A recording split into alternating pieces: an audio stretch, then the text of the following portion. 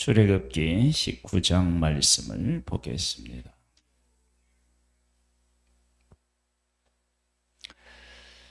이스라엘 자손이 애굽 땅을 떠난 지 3개월이 되던 날 그들이 시내 광야에 이르니라.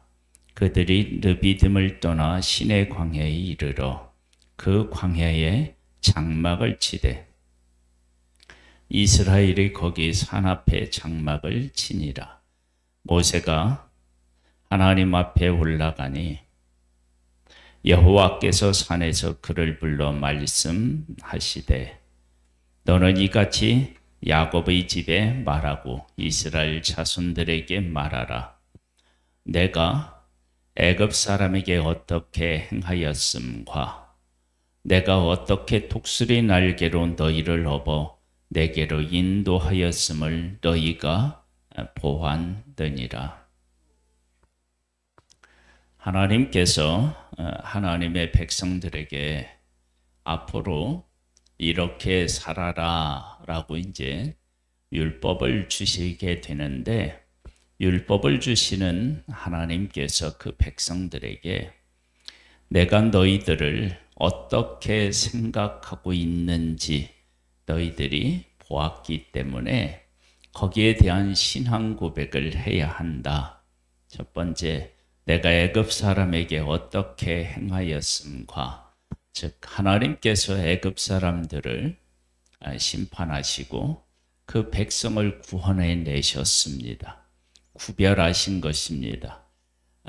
구별하신 하나님께서 어떤 분이신지를 10가지 재앙 그리고 홍해를 건너고 그리고 구름 기둥과 불 기둥을 보여주시고 만나의 메추라기를 먹여주시는, 반석에서 물을 나게 하시는 그런 일들을 통해서 그들이 자기들을 구원하여 구별하여서 구원하신 그 하나님이 어떤 하나님이신지를 보여주셨습니다. 그래서 내가 어떻게 독수리 날개로 너희를 업어 내게로 인도하였음을 너희가 보았느니라.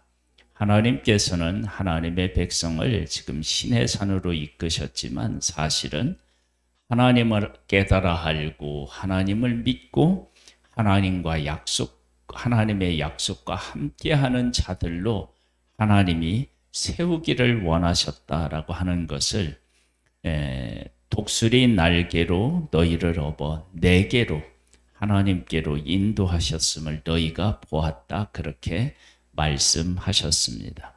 그 하나님께서 그 백성들을 그렇게 구원해 내시고 특별한 은혜를 베풀어 주신 것은 이렇게 그 백성을 세우기를 원하셨기 때문입니다.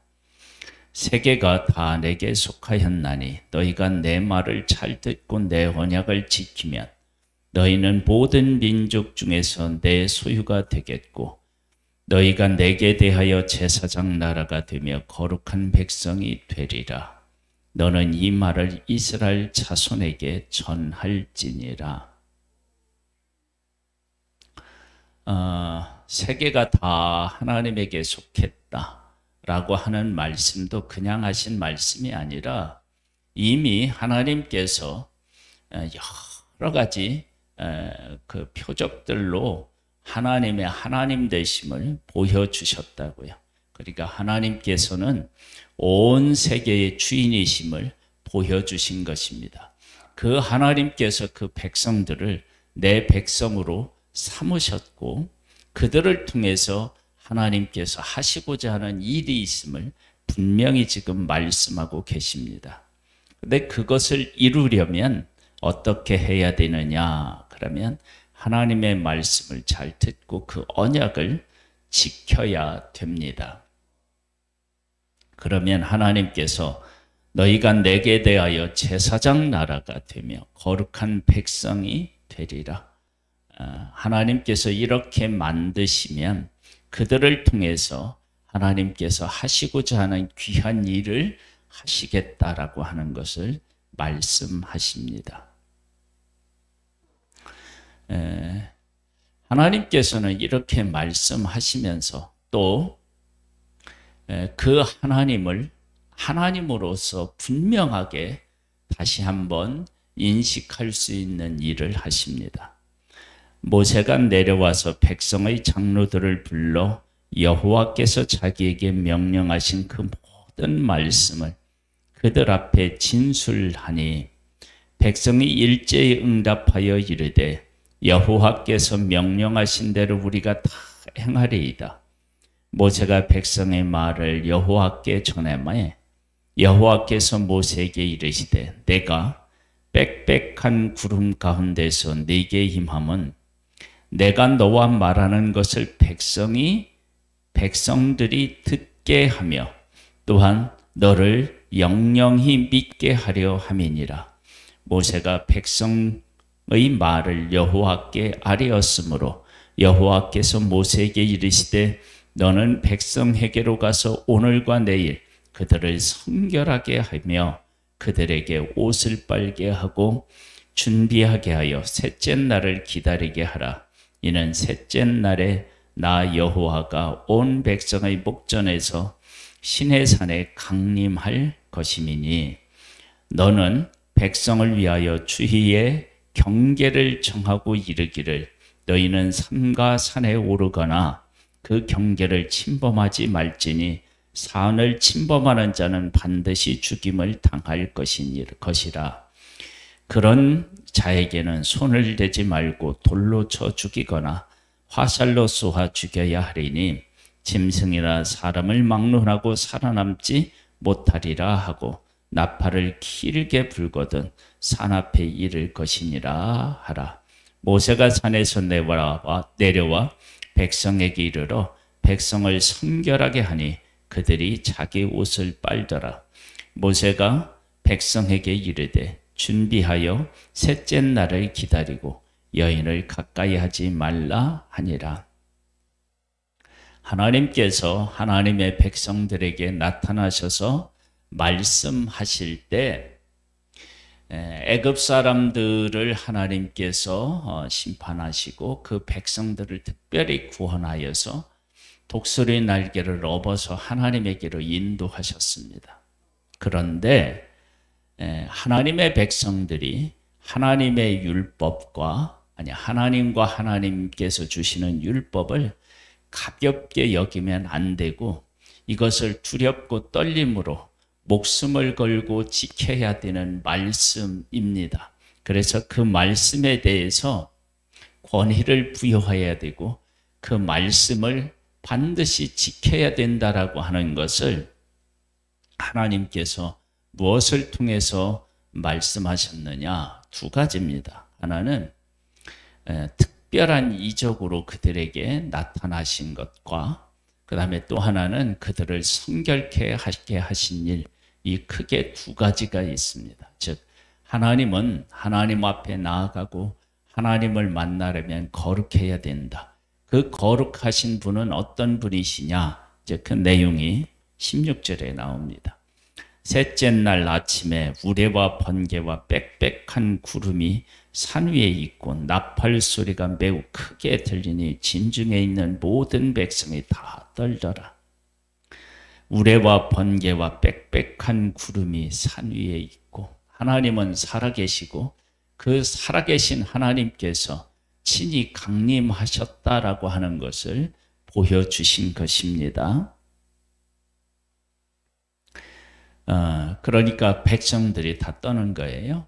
이 하나님은 이스라엘 백성에게 말씀하신 하나님은 이렇게 살아계시고 너희들 가운데 분명히 지금 함께하는 것을 봤지. 그러니까 내가 말하는 이 율례와 법도를 반드시 지켜 행해야 한다라고 하는 것을 지금 말씀하고 계신 것입니다.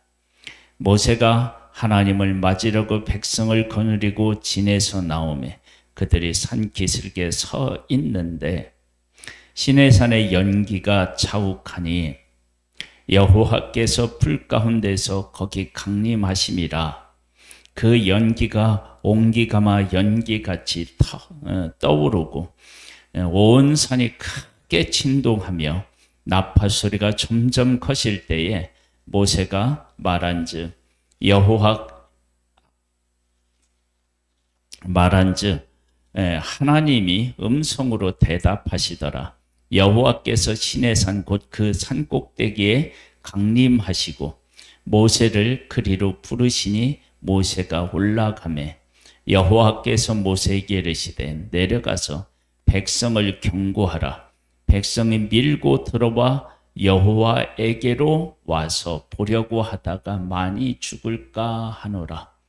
지금 시내산에 특별한 일이 있으니까 그곳이 어떤 곳인지가 궁금한 거예요. 이것은 하나님께서 떨기나무 가운데서 모세를 부르실 때도 마찬가지였습니다. 부를 때도. 떨기나무에 불이 붙었는데 나무가 타지 않으니까 가까이 가서 보려고 할 때 하나님께서 신을 벗어라 막 그렇게 말씀하시면서 모세를 그 하나님께서 경계하시고 그 가까이 와서 보는 것들에 대해서 하나님이 막으셨는데 왜 그러셨느냐?